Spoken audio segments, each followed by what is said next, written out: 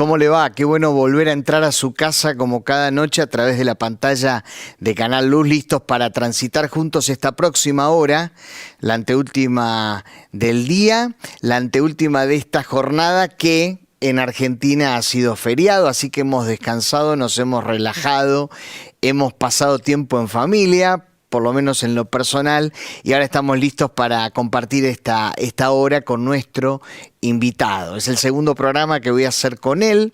Él es director y es fundador de una ONG llamada Prevenir es Amar.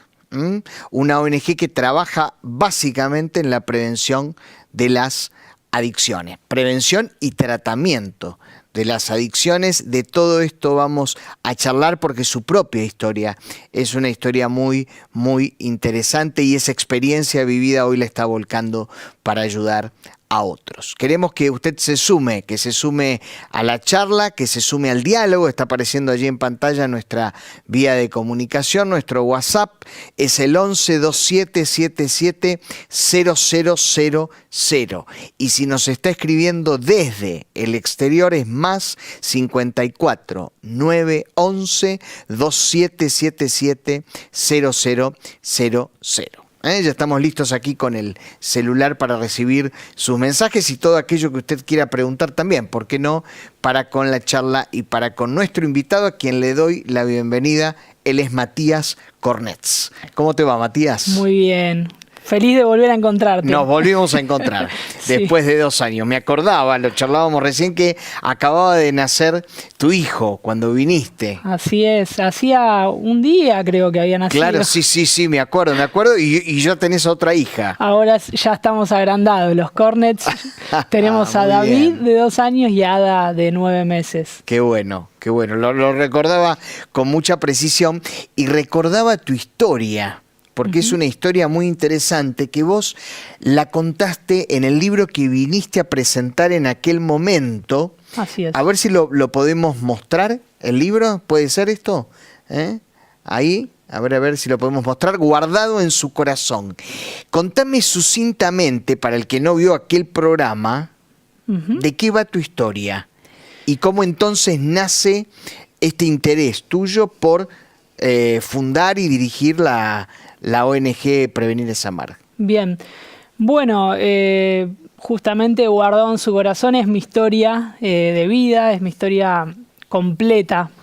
Y lo que hice fue poner en contexto al lector, narrando desde la adolescencia de mi mamá y de mi papá. Obviamente que historicé, entrevisté a mis papás, les pedí permiso y autorización para poder plasmar desde el relato que ellos me compartían lo que les había tocado vivir, como para poder ir guiando al lector a entender cómo es que un niño puede verse con todos sus derechos vulnerados y expuesto en riesgo de consumo, que fue lo que me pasó a mí. De hecho, mi inicio con los consumos se dio a los 11 años. Y bueno, el libro Guardado en su corazón relata la historia de un preadolescente que bueno, se ve atravesado por múltiples, digamos, problemáticas y que lamentablemente se inician los consumos a esa temprana edad y pasa desde los 11, 12 años hasta mis 18 y 19, donde inicio un tratamiento. Y bueno, el libro lo que intenta es contar en detalle justamente todo el proceso antes de la calle, durante el periodo de calle y después de la calle, concluyendo en que es posible la recuperación, en que, bueno, obviamente Jesús es el protagonista de mi historia porque utilizo mi historia como excusa para mostrar el poder que tiene Él para transformar la vida de cualquier persona que se anima a creer y se esfuerza por lograr la recuperación. Y bueno, y también viene a ser como un material que invita a las familias a agudizar la mirada frente al cuidado integral de la niñez y la adolescencia y que también te invita como a desarrollar una mirada aguda, un pensamiento crítico y poder ver que necesitamos como adultos ejercer con mayor responsabilidad el rol de educando, ¿no? Y bueno, Guardado en su corazón terminó siendo un material muy interesante, evangelístico, alentador, y bueno, eso lo sabemos por la devolución de la gente, digamos, básicamente. Exactamente. ¿Y cuánto tiempo después surge Prevenir es Amar? Que es el libro del cual vamos a charlar hoy en detalle. Bien. Lo muestro mientras vos lo contás. Bueno, Guardado en su corazón tuvo un impacto realmente muy, muy positivo, y una de las críticas a lo mejor que se le pudo hacer desde la mirada crítica constructiva, ¿no? Fue que las familias lo leían y se sentían realmente muy impactadas, sensibilizadas, concientizadas, pero sentían como que les quedaba la sensación de que necesitaban herramientas, ¿no? Entonces, frente a esa necesidad es que surge esta guía práctica de formación en prevención, donde acompañamos al lector a desarrollar las habilidades fundamentales de la prevención primaria, específica e inespecífica, y que pretende poder ser un material de acceso tanto a familiares que no han tenido la posibilidad de completar sus estudios, como a aquellos que sí, que han podido avanzar un poco más, porque está centrado en el rol de la crianza, del educando. Entonces, son habilidades que pretenden poder ser ejercidas por cualquier adulto y aplicadas en cualquier niño, niña o adolescente. Así que es un material sencillo que sí se va complejizando y que pretende lograr el objetivo de formar agentes en prevención.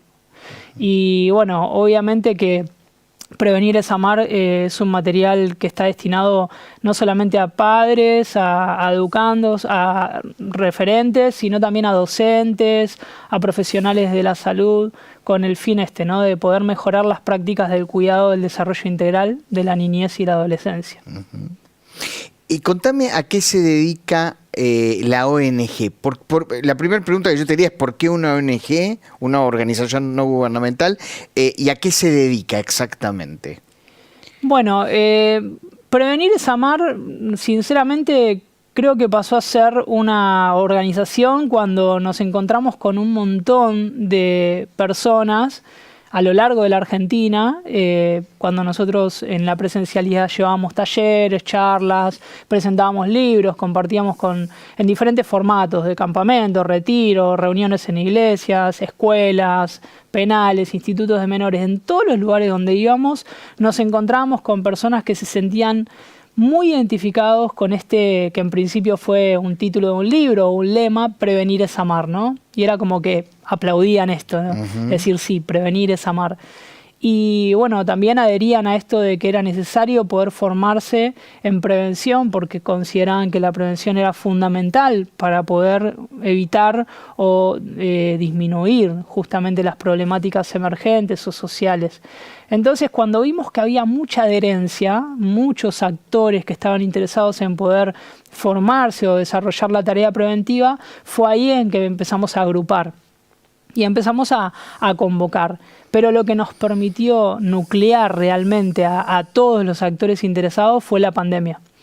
Porque a partir de ahí es que pudimos diseñar un programa de formación en prevención en un formato 100% online, obviamente porque no nos permitían desarrollarnos de la manera que lo veníamos haciendo, y a partir de ahí diseñamos una diplomatura en prevención integral desde la ONG, el paraguas de Prevenir es Amar, en principio, que después también fue conveniada por el Seminario Internacional Teológico Bautista, con quienes estamos trabajando, y pudimos ofrecer este diplomado que apunta a formar agentes en prevención.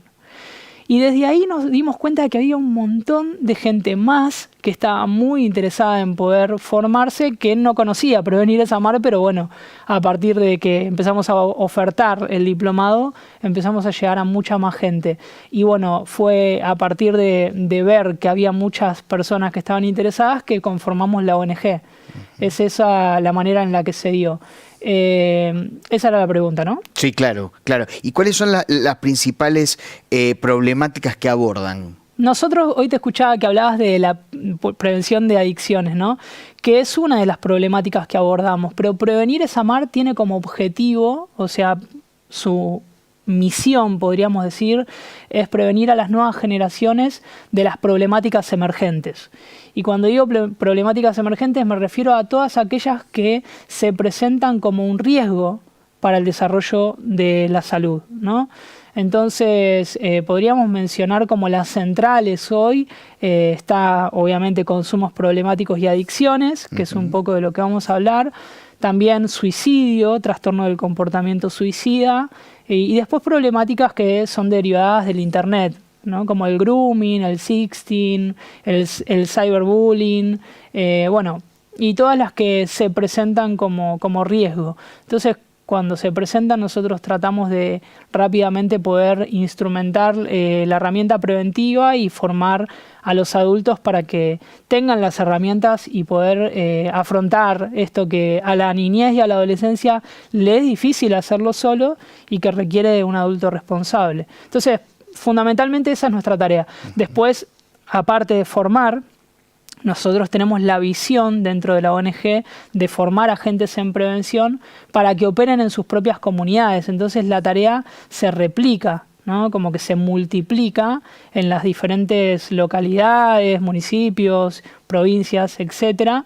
Pero también nosotros tenemos un espacio de asesoramiento, orientación y de escucha para familiares que se encuentran afectados o con dudas. Y bueno, a través de estas entrevistas de orientación, lo que hacemos es poder acompañarlos a que puedan encontrar la ayuda especializada o la atención especializada dentro de sus propias localidades. Y lo hacemos tanto dentro del país como fuera del país. Así que eso es otra de las áreas que tenemos, ¿no? La de atención. Mencionaste dos cuestiones que ustedes abordan y me viene esta duda. ¿Cuál es la diferencia entre consumos problemáticos y adicciones? Bien, esto es algo que se tiende a, primero, confundir o directamente asociar a la adicción, ¿no? Cuando hay consumo de por medio. El consumo problemático es un consumo que ya sea por vía oral, nasal, endovenosa, intramuscular, o sea, cualquiera de las vías que pueda recibir el organismo, altera el funcionamiento del sistema nervioso central, ¿sí? Afecta obviamente el aspecto físico y también el aspecto social de la persona, ¿no? Pensando en la integralidad del ser. Y alguna de estas áreas se puede ver afectada no solamente por el consumo de alguna sustancia, sino también por alguna conducta compulsiva, ¿sí? El consumo problemático no solamente incluye a sustancias psicoactivas, sino también a conductas compulsivas. Por eso es importante señalar que todos los consumos en algún punto se pueden volver un problema.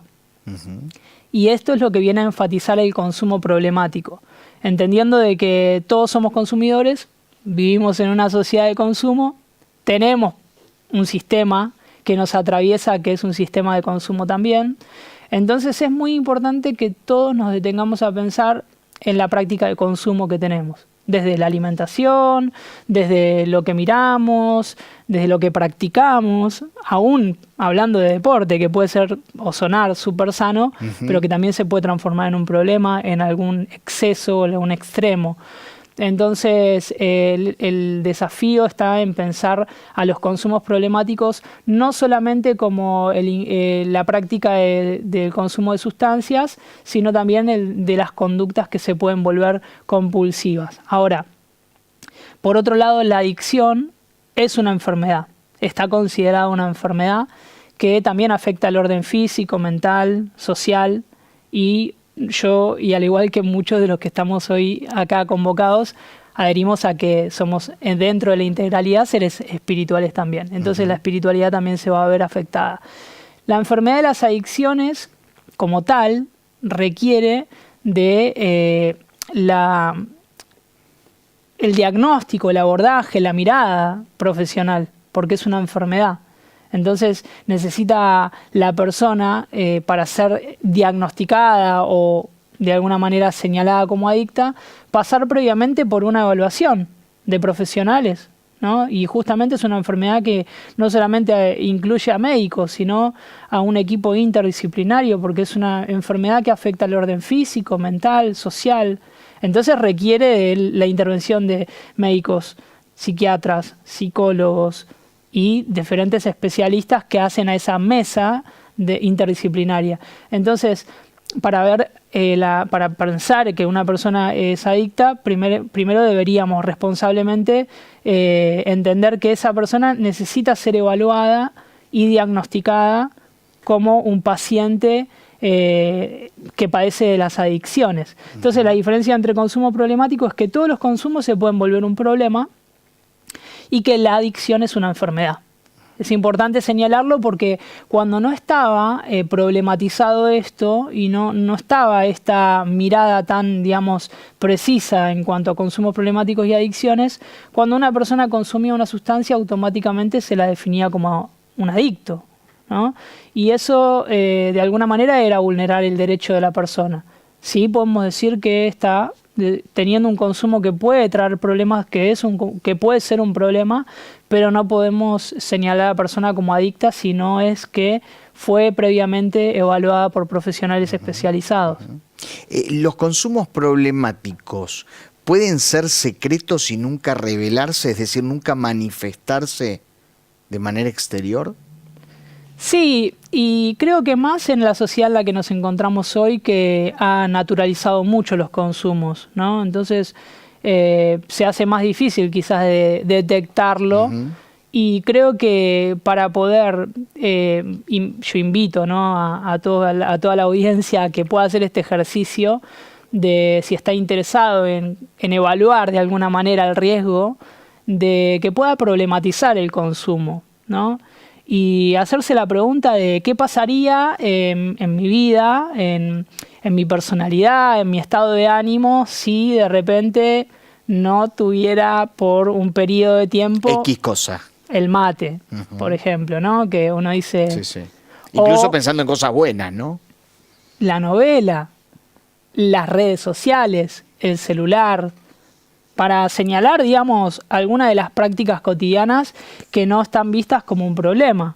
Pero cuando nosotros nos encontramos frente a la realidad de no tenerlas, ahí es donde nuestra personalidad puede verse afectada, nuestro estado de ánimo, la calma, la tranquilidad, ¿no?, que a veces está íntimamente relacionada a algún consumo.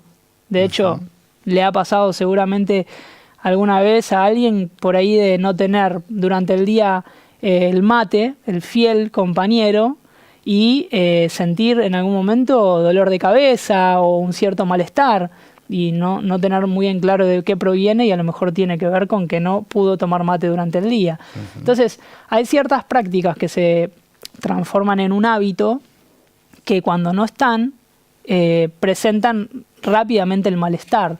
El cambio en el estado de ánimo, en la concentración, son algunas de las pautas que nos permiten ver de que quizás estamos frente a un consumo que se está volviendo un problema cuando no está. Por eso digo, esto que decías vos de si hay consumos que no se muestran como un problema porque están invisibilizados, sí, pero esto es fácil. Uno puede hacer el ejercicio de problematizar y hacer la pregunta del por qué hago lo que hago, ¿no?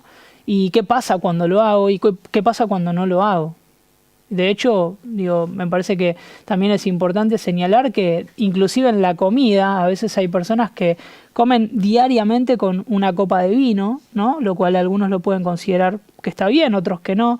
Pero la pregunta es qué pasa cuando esa copa no pueda por alguna razón estar, si la comida la voy a disfrutar de la misma manera o no va a ser lo mismo y por qué no. Entonces, todas estas preguntas, en función a cualquier práctica de consumo, está buena hacerla. ¿Cuáles son las principales características del crecimiento del consumo problemático? Bueno, en los últimos tiempos se ha estudiado mucho acerca de esto, ¿no? Porque el consumo en todos sus frentes ha incrementado, ha crecido. Hablando de sustancias, de consumo de alcohol, tabaco, fármacos, inclusive las drogas ilegales, ¿no? Porque las que acabo de mencionar están legalizadas y socialmente aceptadas. Inclusive son las que mayor daño a nivel estadístico causan por el Observatorio del Cedronar, que es importante también mencionar esto, ¿no?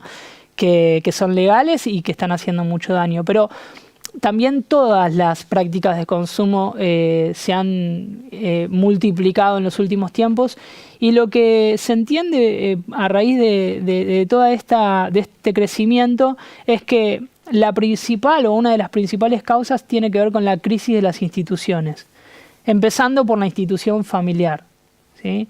El hecho de, lamentablemente, sufrir más disfuncionalidad de las familias o crisis estructurales dentro de los adultos responsables de un hogar, que pueden ser padres o pueden ser tutores, hace que esas crisis que atraviesan las familias impacten en el resto de las instituciones.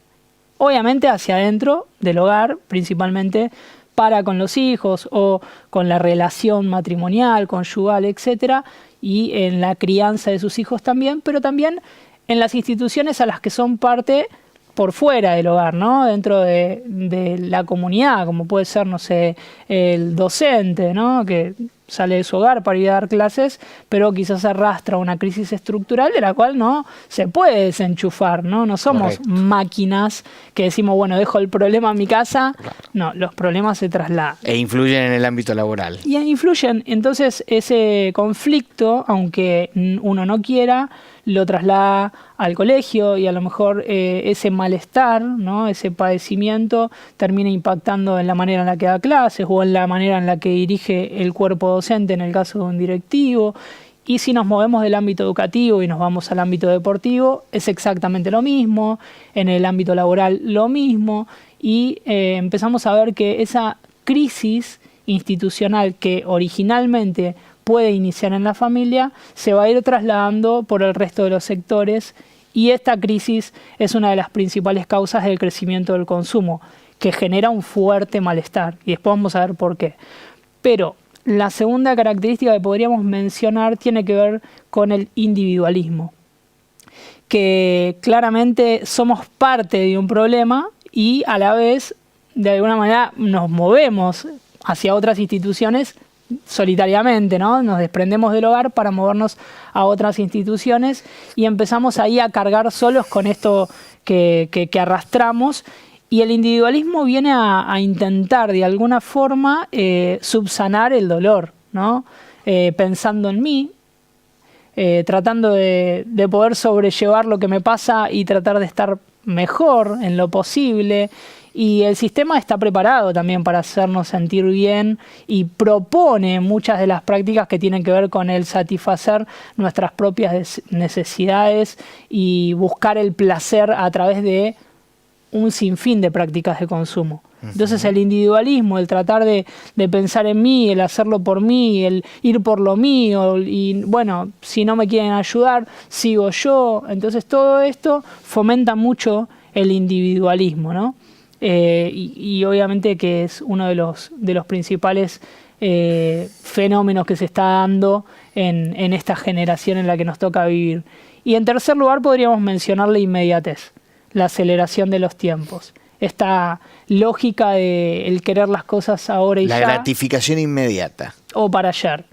Y atentar, obviamente, contra la mirada del proceso, aquello que necesitamos construir pensando en el marco de un largo plazo, ¿no? Y vivir en una sociedad que propone el cortoplacismo es un riesgo grave, porque lo vemos desde el servicio que te quieren ofrecer o el producto que te quieren ofrecer ahora y ya, sin tener que pagar el costo del proceso, y te lo ofrecen a costa de un clic. Total, después va a haber tiempo de hipotecar la vida en cuotas, no en fracciones. Y esto es otra de las grandes características que está atravesando el crecimiento del consumo. La crisis de la institución, empezando por la familia y siguiendo por el resto de las instituciones, el individualismo que atraviesa al ser humano, ¿no? Y la inmediatez, la aceleración de los tiempos que nos propone esto, ¿no? Ir por lo inmediato y abrazar el placer, cueste lo que cueste, tratando de poder subsanar o sobrellevar aquellos momentos que necesitamos en realidad hacerle frente. Matías, ¿cuáles son las características de la enfermedad de las adicciones? Bueno, la problemática de los consumos, vamos a mencionarlo, ¿no? De esta forma, que bueno, después el consumo problemático puede terminar, ¿no?, en la enfermedad de la adicción, pero las características que atraviesan a los consumos, y es importante esto aclararlo, en primer lugar es una problemática que es transversal a toda la sociedad, ¿sí? Antiguamente se creía que quizás el consumidor, el adicto, el drogadicto, era de barrio popular o de villas emergentes, ¿no? Y ese es un mito que se está desterrando. Y está a la vista. O sea, somos una sociedad que padece los consumos y que tenemos demasiado ya dato, ¿no?, de prueba de que las sustancias están siendo consumidas por gente de estratos altos, de clases medias y clases altas, ¿no? Entonces, el consumo problemático de sustancias puntualmente, hablando de poder separar, ¿no?, que las sustancias de las conductas compulsivas, lo encontramos desde el country, desde el Congreso, desde el ámbito universitario, desde los profesionales de la salud, hasta claramente personas que se encuentran en clase trabajadora o en clase situación vulnerable, ¿no? Claro, exacto. Pero esto marca claramente que el consumo problemático tiene la característica de ser una problemática transversal como una de las primeras características a señalar. Por otro lado, también es importante decir que es una problemática que es heterogénea, que atraviesa a todas las edades y los géneros, ¿sí? ¿Por qué digo esto? Porque sí puede haber una edad más vulnerada que otra, como puede ser por ahí la adolescencia o la preadolescencia, que se encuentra en un ejercicio de búsqueda, ¿no?, del conocimiento de sí mismo, del ejercicio, del ensayo para con el mundo exterior, etcétera, y que cuando esa práctica necesaria y saludable en el desarrollo no está acompañada por un adulto, es muy probable que se encuentre en mayor riesgo. Pero lo cierto es que la heterogeneidad marca que en el consumo problemático el riesgo está desde la primera infancia, y cuando digo primera infancia me refiero a los bebés, inclusive, los bebés que son gestados en un vientre de una mamá que es consumidora o que nacen en un contexto de consumo, hasta los adultos mayores, la tercera edad, porque también los adultos mayores muchas veces hacen una práctica de automedicación sin regulación, sin control, sin el seguimiento de profesionales, y eso también es una práctica de consumo problemático. Entonces vemos desde la niñez hasta la vida adulta, hasta la tercera edad, que todas las edades y los géneros pasan por el riesgo de consumo. Entonces, esto de la heterogeneidad está respaldado por esta evidencia. Y después, otra de las características es que es una problemática muy compleja, que está atravesada por múltiples causas. No hay una sola causa de origen. La realidad es que podemos señalar la ausencia del padre, la disfuncionalidad de la familia, el fácil acceso. Puede haber denominadores comunes, pero hay personas con distintas situaciones y contextos que llegan a la misma situación. Exacto, que vos te sentás a hablar, pones a escuchar, y cuando empieza a hacer como la búsqueda del hilo de todo esto, surgen muchas causas. Entonces, estas múltiples causas de origen hace a que sea una problemática muy, muy compleja, porque cuando pones a indagar y a buscar cuál es la razón, te encontrás con que aparecen otras problemáticas que se asocian al consumo, que muchas veces puede estar ligada a un abuso, ¿no?, a una carencia, a violencia.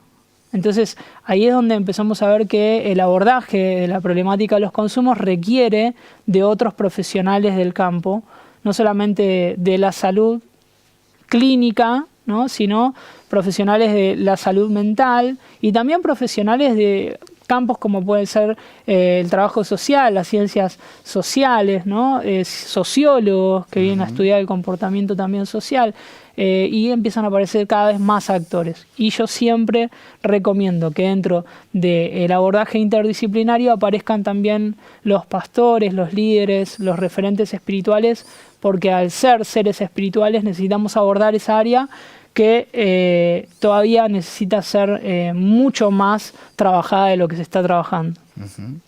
¿Alguien puede tornarse en un consumidor problemático de un momento para otro, o hay distintas fases hasta que la persona llega a esta situación? Es muy buena la pregunta. No, hay diferentes fases, ¿sí? Las fases de consumo son fáciles de identificarlas porque a lo mejor las podemos ver rápido, ¿no? El primer contacto con cualquier experiencia de consumo justamente es el experimental. Es vivir la experiencia. Necesariamente todos, la primera vez que hacemos contacto con ya sea una sustancia o con una conducta, estamos haciendo nuestra experiencia. Por ejemplo, ¿no? Hablando del consumo de algún objeto o servicio, no necesariamente sustancias.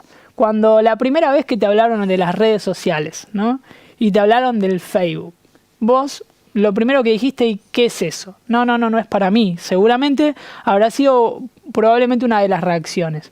Hasta que vimos que fue avanzando, que cada vez más personas tenían Facebook, hasta que finalmente dijimos, bueno, a ver qué onda esto, y probamos. Y nos acercamos al Facebook.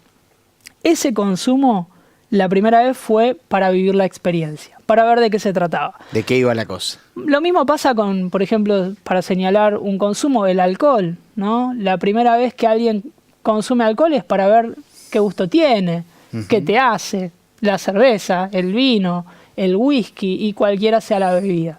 Lo mismo va a pasar con cualquier práctica de consumo. El primer contacto va a ser para vivir la experiencia. Ahora, una vez que tuvimos ese primer contacto, que es fase 1, podríamos decir, ¿no? Y nos gustó, probablemente quede la puerta abierta para ver una segunda vez qué pasa.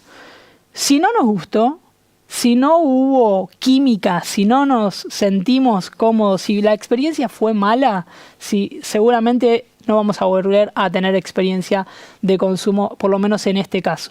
Si nos gustó, vamos a ir por una segunda fase que tiene que ver con la ocasión. Y ahora ya no va a ser para ver de qué se trata, porque yo ya sé de qué se trata. Pero ahora lo voy a hacer en el famoso, como decimos los jóvenes, cuando pinta, ¿no? Pero lo vamos a volver a hacer, que va a ser un consumo ocasional. Eso es una segunda fase. El segunda instancia es el consumo ocasional. Ahora, si la ocasión se repite y ya no es tan, digamos, esporádico, sino que esa ocasión se viene a hacer cada vez más próxima y próxima y próxima, probablemente entremos al la tercera fase, que es el hábito. Ese consumo ya se va a empezar a hacer un hábito y va a empezar a desarrollar ciertos niveles de tolerancia, ¿sí? Vamos a aumentar las horas, vamos a aumentar las dosis, vamos a buscar la recompensa que nos ofreció primitivamente, entonces probablemente tengamos que intensificar el consumo. Entonces, cuando llegamos al hábito, estamos en una situación de riesgo porque estamos muy cerca del abuso, que es la cuarta fase. Y el abuso ya viene a señalar que ese consumo se está volviendo prácticamente parte de mi configuración, ¿no? De lo que yo hago todos los días. Y se van a ir aumentando las horas, se van a ir aumentando las dosis. Voy a priorizar ahora el consumo por sobre mis relaciones, por sobre mis obligaciones, y ese abuso está muy cerca de terminar en la última fase, que sería la dependencia. Y cuando hablamos de dependencia, podemos hablar de dependencia a las redes sociales, ¿sí? La dependencia a alguna sustancia, legal o ilegal.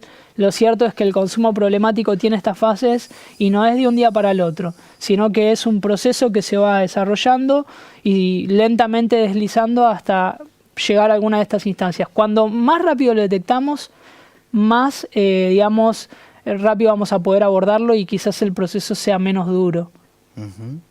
Bueno, le cuento, si usted se está sumando al programa, que estamos charlando con Matías Cornets. Él es fundador y director de la ONG Prevenir es Amar. Y queremos que usted también se sume con sus preguntas, con sus comentarios a la charla. Estamos allí poniendo nuestra vía de comunicación, el 11 2777 0000, y si nos está escribiendo desde el exterior, más 54 911 2777 0000. Nos está mandando saludos Matías, María de Paso de los Libres. Hay muchos amigos y televidentes desde el interior. Qué lindo. Y hay una pregunta, no aparece el nombre de la persona, y dice: bendiciones, ¿cómo ven el consumo de aceite de cannabis? Bien. Una pregunta álgida, ¿no? Para estos tiempos. Sí, es una pregunta álgida, pero que bueno, está bueno hacerla. Y lo primero que tendríamos que decir es que no es un consumo que por el momento esté reglamentado, ¿no? Correcto. O sea, uno no puede Cosa que en otros países sí, esto sucede, ¿no? Sí. Y lo bueno de esto que acaban de mencionar es que es una práctica de consumo que probablemente se esté dando más allá de que no esté reglamentado, ¿no? Y se esté dando, y más allá de la práctica de consumo que no esté reglamentada, yo sí recomiendo que aquellas personas que consideran necesitar, ¿no? Y que están decidiendo hacer el uso del aceite de cannabis, que lo hablen con sus médicos, ¿sí?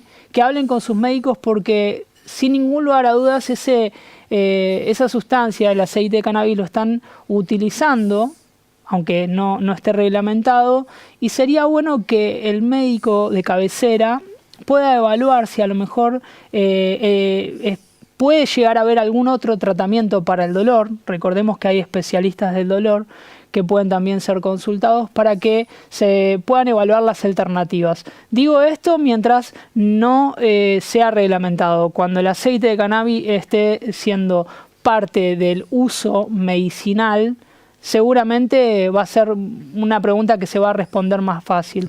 Pero mientras tanto, yo siempre recomiendo, ya sea el aceite de cannabis o cualquier otra sustancia que estén pensando, pasen por un médico para que ellos sean quienes les indiquen qué es lo que más conviene para, obviamente, el padecimiento que estén atravesando.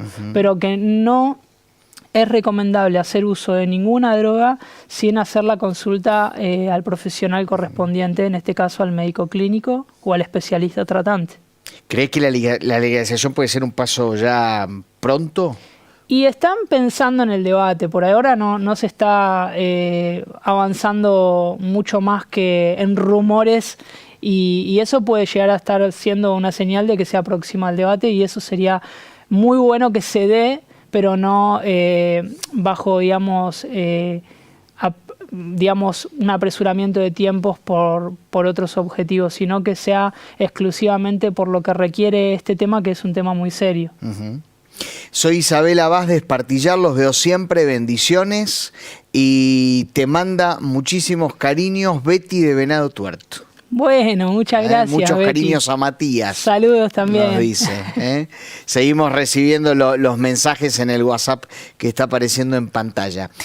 Pienso esto, Matías, si alguien nos está escuchando y dice: yo quisiera ayudar a alguien que está pasando por esta cuestión del consumo problemático de las adicciones, ¿qué es lo que tiene que saber una persona para intentar ayudar a otro? ¿No? Y sumaría una siguiente pregunta, porque el tiempo va corriendo y tengo muchas. ¿Cuáles son las habilidades terapéuticas más efectivas que una persona debe dominar para poder ayudar a alguien, ¿no? Muy bien. Bueno, yo creo que todas las personas deberíamos ser unos aprendices constantes y capacitarnos o recapacitarnos en las diferentes problemáticas que hoy están atravesando a nuestra sociedad, porque son parte de la sociedad, lamentablemente, y como actores o como responsables de una familia, o sea el rol que te toque, deberíamos involucrarnos cada vez más. Ahora, puntualmente para lo que respecta a las problemáticas, hay una mirada que me parece que puede ayudarnos mucho a clarificarlo, que tiene que ver con la mirada multidimensional, que tiene como objetivo pensar en tres dimensiones. Una de las primeras dimensiones tiene que ver con el sujeto, ¿no? Con la persona en cuestión, la que está atravesando el padecimiento. Y la dimensión de la subjetividad viene a que nosotros pensemos en cómo piensa la persona, cómo siente la persona, cómo resuelve, cuáles son sus capacidades, sus habilidades, sus sueños, sus frustraciones, sus miedos, sus talentos. Y ese ejercicio está muy, pero muy ligado con las habilidades terapéuticas que después podemos señalar como para que puedan practicar. Pero ese conocimiento se da a través del tiempo que compartimos con las personas, ¿no? Pero un tiempo intencional, un tiempo en donde le dedicamos atención, un tiempo donde tratamos de ejercitarnos en la práctica de la empatía, ¿no? De la escucha activa, de conectarnos realmente con lo que a la otra persona le está pasando o lo que me está contando. Como habilidad terapéutica, la empatía y la escucha es fundamental, ¿sí? Volviendo al tema de la multidimensionalidad, aparte de la subjetividad, aparte del sujeto, hay otra dimensión que también tenemos que tener muy presente para poder, digamos, ayudar a alguien que se encuentra con estos padecimientos, y es conocer el contexto en el que está ubicado esa persona, ¿sí? El contexto nos brinda un montón de información y también nos clarifica un poco el panorama, ¿no? Si cuenta, por ejemplo, con una red subjetiva, si tiene familiares que están disponibles para acompañar en caso de que esa persona acepte que tiene un problema y acepte también una propuesta de tratamiento. El contexto es muy importante y el contexto también nos habilita a saber en qué clase social se encuentra, si tiene trabajo o no tiene trabajo, si pudo ir al colegio o no, si va al colegio en caso de ser un menor de edad. Dónde está ubicado su hogar, ¿no? En qué barrio. Son todas datos, elementos que nos van a brindar mayor claridad a la hora de poder ayudar. Y dentro de la multidimensión también está la dimensión de las problemáticas, ¿no? Porque cada problemática tiene sus características. En este caso estamos hablando de consumo problemático. No podemos abordar todas de la misma manera. No, claramente tenemos que saber cuáles son las características de cada una de estas problemáticas, cómo se originan, cuáles son sus consecuencias, sus efectos a corto, mediano, largo plazo, cuándo hay un riesgo inminente. No es lo mismo hablar de consumo problemático de sustancias que de trastorno del comportamiento suicida, ¿no? Entonces, cuando vemos que una persona está consumiendo, sí, puede ser una conducta obviamente de riesgo y de autolesión, si se quiere pensar, pero quizás no estamos hablando de una persona que está queriendo quitarse la vida. No estamos hablando de alguien que llegue a ese extremo, ¿no? Entonces, el conocimiento de la problemática también es muy importante. Por eso digo que todos los actores deberíamos involucrarnos en la formación del conocimiento de las diferentes problemáticas, porque obviamente a todas, al conocerlas, las vamos a ir abordando de una manera diferente. Y bueno, tener la habilidad terapéutica para poder escuchar a la persona empáticamente, sin juzgarla, ¿no? Poniéndome en el lugar del otro, aunque a lo mejor nunca haya pasado por eso, pero intentar hacer el esfuerzo de ponerme en el lugar del otro, conectar con la mirada, la atención. Es fundamental que el otro sepa que le estoy prestando atención y se lo haga saber, ¿no? Ya sea con las preguntas, ya sea con las afirmaciones, con el asentir, lo que voy escuchando, y que no necesariamente tenemos que tener una respuesta. Esto es muy importante que la gente lo sepa, porque a veces sentimos que tenemos la obligación de decir algo, y a veces lo que podemos decir es, no hay palabras para decir, ¿no? Y eso también es importante. Dejarle a la otra persona en claro de no hay palabras para decir lo que estoy escuchando, no me deja sin palabras. Pero qué bueno y qué valiente de tu parte el habérmelo contado, el haberlo podido decir, expresar.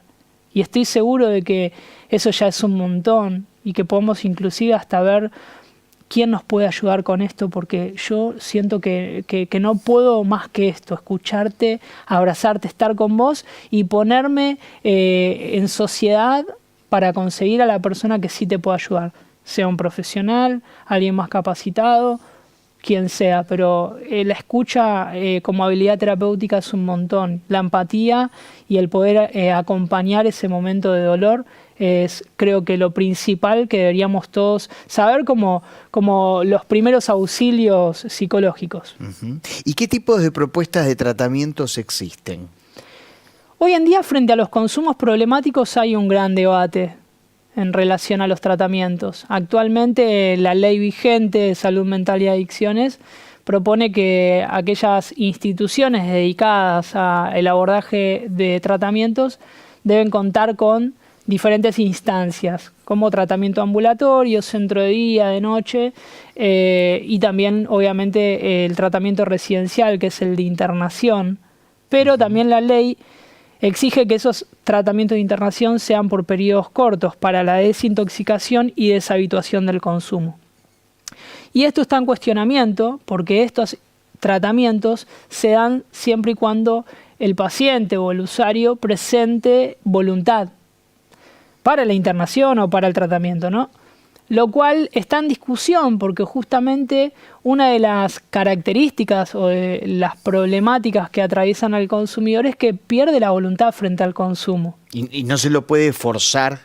No se lo puede forzar excepto que haya un riesgo inminente de vida para él o para terceros y se pueda obviamente dar intervención por el riesgo inminente. Y si no, también hay una vía judicial que obviamente tiene ciertas condiciones, ¿no?, para poder lograrse, pero son procesos largos cuando quizás la situación de riesgo es inminente, aunque no haya manera de comprobarla, ¿no?, la inminencia del riesgo. Pero esto está en cuestionamiento. De hecho, se está exigiendo una ley exclusiva para la enfermedad de las adicciones, que me parece que es un tema también que creo yo es mucho más importante debatirlo y que debería tener prioridad por sobre otros temas de debate, inclusive que hemos mencionado, porque realmente hay muchos jóvenes, adolescentes y lamentablemente también niños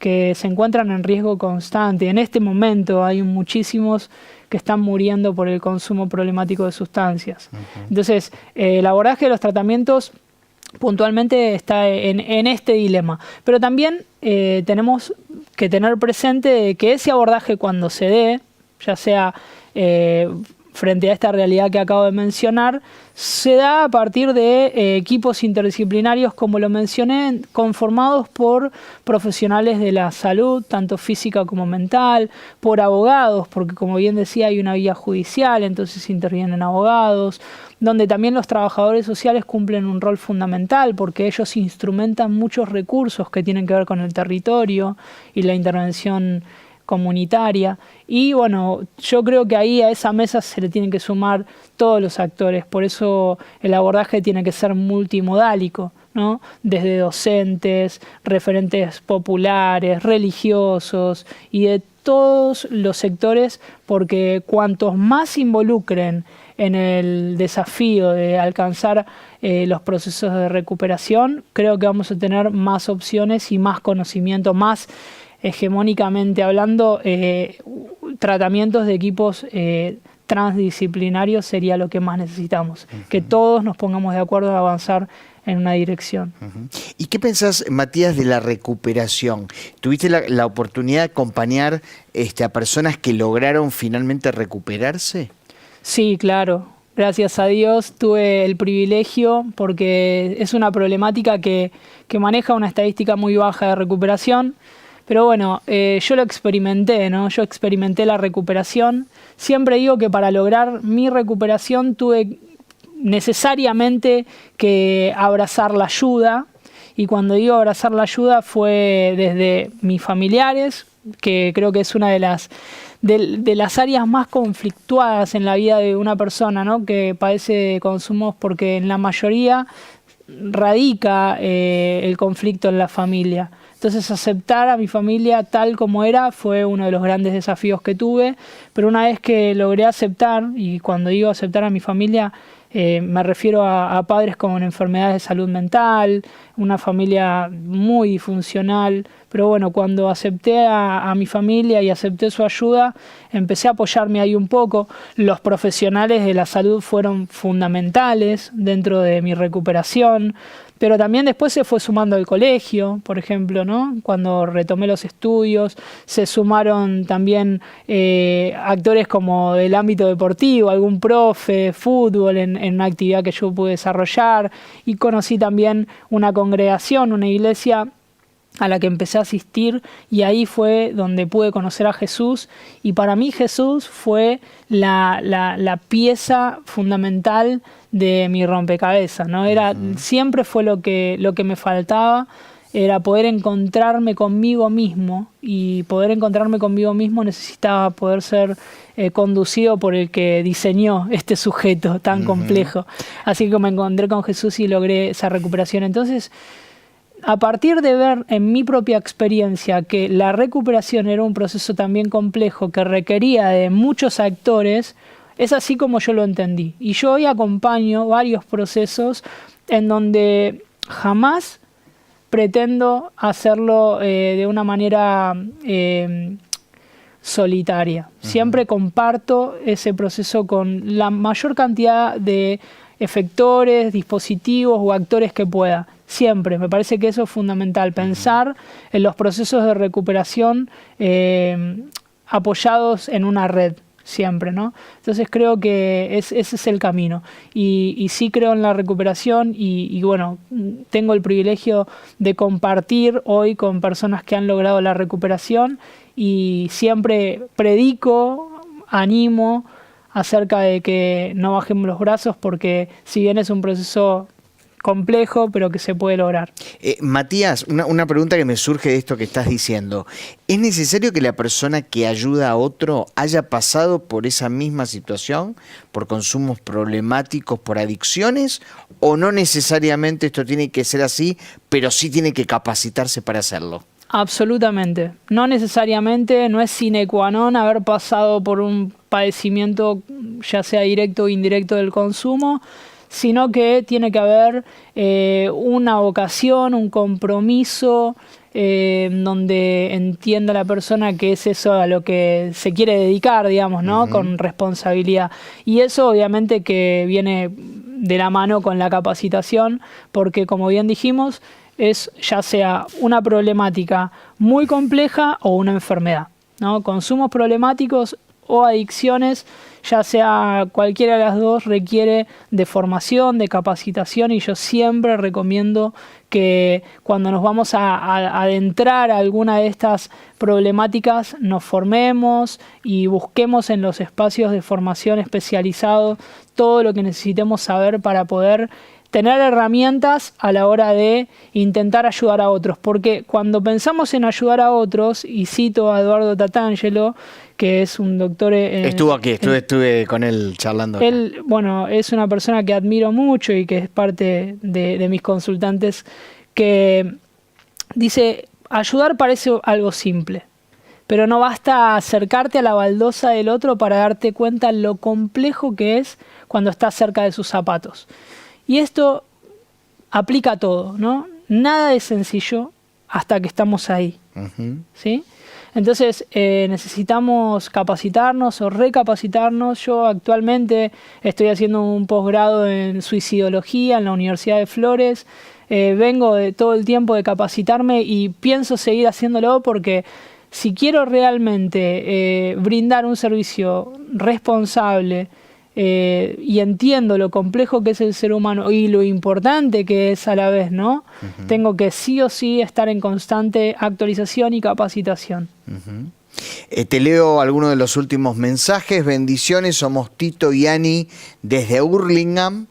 Bendecida noche, felicito al invitado, muy clara en su explicación, Dios lo guarde y lo bendiga, un hermoso instrumento de Dios, nos dice Alejandra de General Madariaga.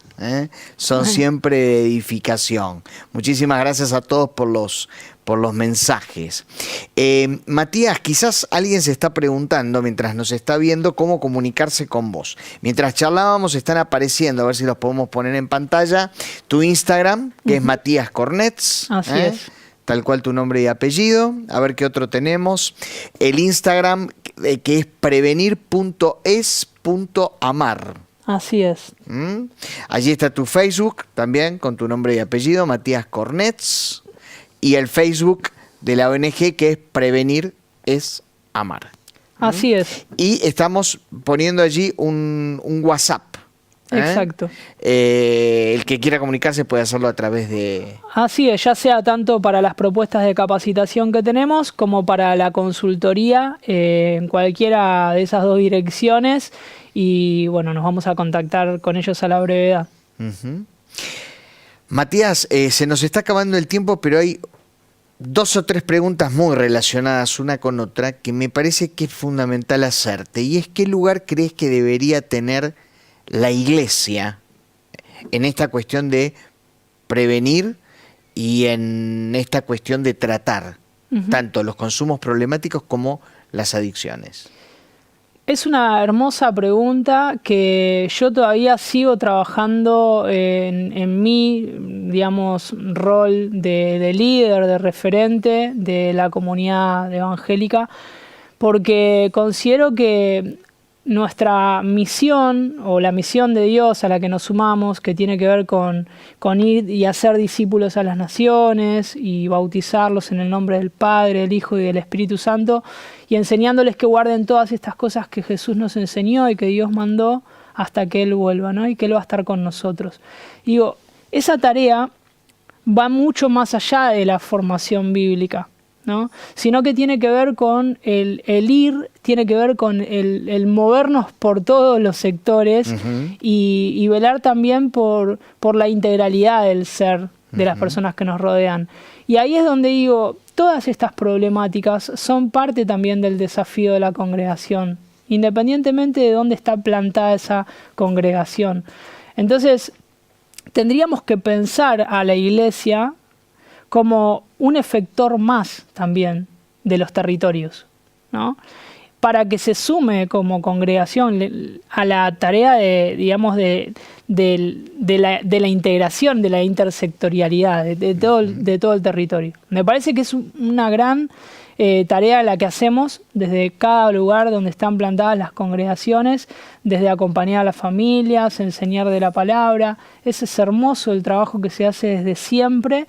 Y hoy tenemos la oportunidad de involucrarnos más allá de lo que, digamos, hacemos, que tiene que ver con el abordaje espiritual, con el desarrollo de la fe de las personas, pero acompañar también en las otras áreas del desarrollo, que tiene que ver con el área física, el área mental y el área social. Obviamente que no es nuestra área de experticia, pero sí poder ser parte de la comunidad, ¿no? Como lo somos, y articular con los sectores que sí están especializados para ese abordaje. Entonces, que podamos como congregación desarrollar una tarea más orgánica y ir hacia esos frentes, no como abordándolos de manera directa, pero sí acompañando a las familias que requieran de esa atención a los sectores correspondientes. Que esto tiene que ver con la intervención comunitaria.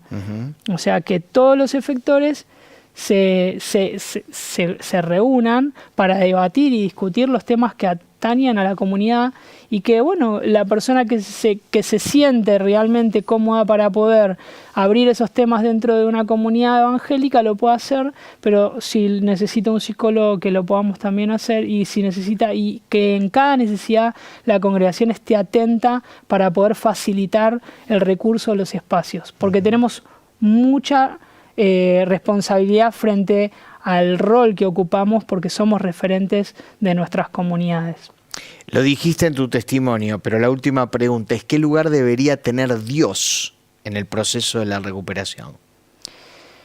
Mira, yo puedo, sin negar la realidad, decir de que hay personas que logran la recuperación sin Dios. Que pasan por los tratamientos, les dan el alta y después de eso, digamos, viven una vida sin recaídas o con algunas recaídas, pero logran, digamos, encauzarse en un proyecto de vida sin ninguna dificultad. Existen esos casos, existen otros que no. Ahora, en mi experiencia y lo que siempre comparto, que para mí Jesús, Dios, completó absolutamente mi recuperación porque logré, a partir de poder descubrir a Jesús y que Él buceara por mi ser interior hasta encontrar las heridas más profundas y terminar por sanarlas, logré, más que recuperarme, fue restaurar mi ser completo.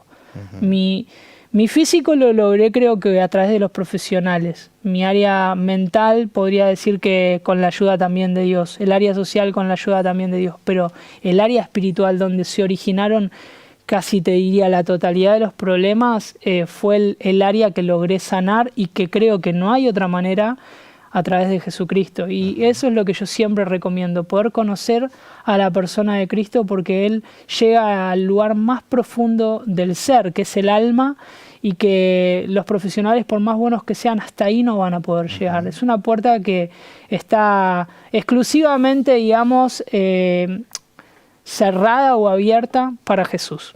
La fe potencia, ¿no? Sí, potencia y transforma. Matías, muchísimas gracias, pero sé que no te querés ir sin hacerme un regalo. No, tengo los dos libros que te los voy a dejar. Muchísimas gracias. Y este es un regalo de Prevenir es Amar para vos. Fantástico. Para que nos recuerdes en tus... Mil gracias. Será para tomar algo esto. En tus desayunos y en tus meriendas. Muchísimas gracias. Allí se ve fantástico. Prevenir es amar. Y gracias, porque fue muy cálido una vez más poder charlar con vos. Y gracias también a toda la gente que estuvo ahí del otro lado. Un gusto haber charlado con vos. Que el Señor te bendiga en todo. Gracias. En todo. A ustedes, gracias por habernos acompañado. Espero hayan disfrutado el encuentro de esta noche. Nos reencontramos nosotros el lunes, 22 horas, aquí en La Puerta Abierta, a través de la pantalla de Canal Luz. Excelente fin de semana. Dios le bendiga. Chao.